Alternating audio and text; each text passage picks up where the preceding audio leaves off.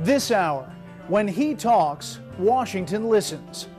Charles Krauthammer, his uniquely American story, his journey from MD to the Pulitzer Prize, how he overcame a devastating accident with a determination to lead, a life that matters. Hello, I'm Brett Baer, and I hope you'll enjoy watching this Fox News reporting special as much as we enjoyed making it. Fox viewers know where Charles Krauthammer sits on the panel, and they probably know his position on most issues. But we bet there's a lot you don't know about the all-star panelist, syndicated columnist, Harvard-trained psychiatrist, and even occasional baseball analyst. We think you should, even if the doctor has a different opinion. You were a little reticent when we started this project. What's your thought about all this? I don't like it.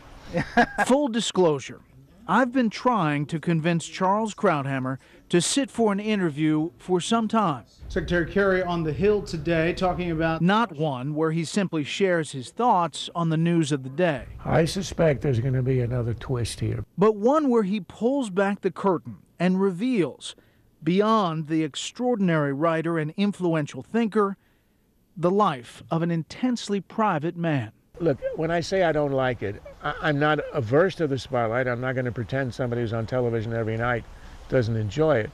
But when it comes to interior life, it's not something that's very interesting to me. More disclosure. Charles Krauthammer is a colleague and friend.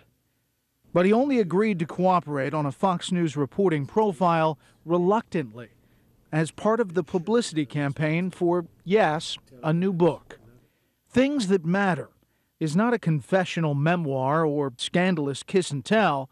It's a collection of newspaper and magazine pieces from the Pulitzer Prize-winning columnists. Or maybe it's more than that. Are you decoding my book? I am decoding it right now. Like it's entirely about me, but it's all written in hieroglyphics. Well, it's not quite as impenetrable as hieroglyphics. Let's start with part one of your book, and it is titled Personal. And in there, the first column is really an incredibly moving piece about your brother. Marcel Krauthammer died of cancer 7 years ago. He was 59. Charles writes this about his older brother. Quote, "He taught me most everything I ever learned about every sport I ever played. He taught me how to throw a football, hit a backhand, grip a 9-iron, field a grounder, dock a sailboat in a tailing wind. And how we played. It was paradise." Tell me about that. It was a paradisiacal childhood. My brother and I were inseparable. He was 4 years older, which is why this was a priceless gift. He always insisted I be included, so I got used to being around the big boys and taking the slings and arrows, and that's how you get toughened up. My parents were from Europe. He was American, my brother, born in Brazil, but that's a long story. But American, and he made me an American. That long story short. Krauthammer's mother, Thea, is from Belgium. His father, Shulam, was a real estate developer from what is now a province of Ukraine. Both Jews who'd left World War II Europe. They met in Havana, moved to Rio, and eventually New York City, where Charles was born in 1950. When he was 5, the Krauthammers moved to Montreal. But they spent summers at the family cottage in Long Beach, New York. Charles recalls spending every day with his brother on the field, on the court, or in the water. I don't think I owned a shirt till I was 21. All the pictures, the family movies, my father is shirtless, my brother shirtless, we're outside in the sun. I read on the beach. That's where I got all my knowledge, was reading. Of course there was reading and studying. Shulam Krauthammer, who spoke 9 languages, even carried his son's stellar second-grade report card around in his coat pocket. His motto for us was, I want you to know everything. I want you to learn everything. You don't have to do everything, but you got to know everything. He thought that was part of life. That life did not include a TV, says the cable news pundit. My father wouldn't allow it. Once a week, Sunday night, we'd go to the neighbors to watch the Ed Sullivan Show. That was the one concession to television. Inspired by uncles who were doctors, Marcel Krauthammer went to medical school. It was assumed Charles would follow. But as a 19-year-old senior at McGill, the internationally renowned Canadian university, he was bitten by a different bug: political journalism. Well, that was a little bit of campus intrigue. The editorship of the newspaper at McGill was controlled by the student council. I'd been elected to the student council, and the paper was becoming unreadable. It was run by Marxist Maoists. I mean, it looked like it came out of the Soviet Union. He just couldn't read it. So we engineered a coup to fire the editor. And then we sort of realized, well, what do we do now? We have to find an editor. So they looked around and they decided it's going to be me. So I said, wait, I've never worked on a paper. I said, a detail. A poli-sci and economics major, he loved thinking and writing about all things political. He applied to medical school to please his family and got accepted to Harvard. But he got into Oxford as well to study political theory. Would Krauthammer choose a life of science or a life of letters? The brilliant graduate had enviable options, but he hadn't figured out what mattered most to him. So he split the difference. He put off Harvard, enrolled at Oxford. And while studying history's great political philosophers, he met a fellow student from Australia, Robin Trethewey. Attractive and brilliant, too, a clerk to the Chief Justice of her home state's Supreme Court. But so much would change in the 3 years between when they met and married, beginning with his sudden decision to leave England. I had this little epiphany of sorts. I studied political theory. It was getting more and more abstract. I learned a lot, but I began to feel that I was sort of spinning out into a universe that didn't have anything to do with the real world. I called the registrar at Harvard Medical School and said, I'd like to come in the coming class. And I remember her saying, well, one guy dropped out. We got a spot. If you're here on Monday, it's yours. So I grabbed a toothbrush and I didn't pack. I got on a plane and I left, and that's how I decided to become a doctor. Now, when I woke up in Boston, the next day I thought to myself, oh my God, what have I done? But there was no going back. Why did you choose psychiatry? I was looking for something halfway between the reality of medicine and the elegance, if you like, of philosophy. So psychiatry was the obvious thing.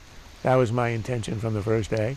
And I was lucky because it was probably the easiest branch of medicine for me to do once I was hurt. Hurt. That doesn't even begin to describe it. When did you realize that the accident was life-altering? The second it happened. After the break. Welcome back to Fox News Reporting. So far, you've met the young Charles Krauthammer, Harvard Medicine, class of '75. His life seemed to be going according to plan. But then no life ever really does. The snapshot was taken in May 1972. It shows a strapping 6'1" Charles Krauthammer standing on the beach. It's the confident smile of a young man well on his way to making it. Smart, athletic, handsome, driven. The future, all his. That was spring break in my first year of medical school. I went with a bunch of friends to Bermuda. That actually is the last picture of me taken standing. Of course, I didn't know at the time. And I was coming out of the water carrying my sandals. I saw one of my friends with a camera. And then when I got to the top of the dune, I just stood there for a picture. Thought nothing of it until I discovered it years later lying around in a box. And remembering it, of course, it was a fateful picture. Fateful because of what would happen back at Harvard that summer. You were 22 years old. Tell me about that day. I went out, it was the end of my first year of medical school. We're doing neurology. We're studying the spinal cord, of all things. My classmate and I decided to skip the morning session. Beautiful July day. We play tennis instead. After their game, they head back to class for the afternoon session. But along the way, they stop at a pool on campus, set down their books, and pull off their sneakers. We're very sweaty, it's very hot, so we go for a swim, we take a few dives, and I hit my head on the bottom of the pool.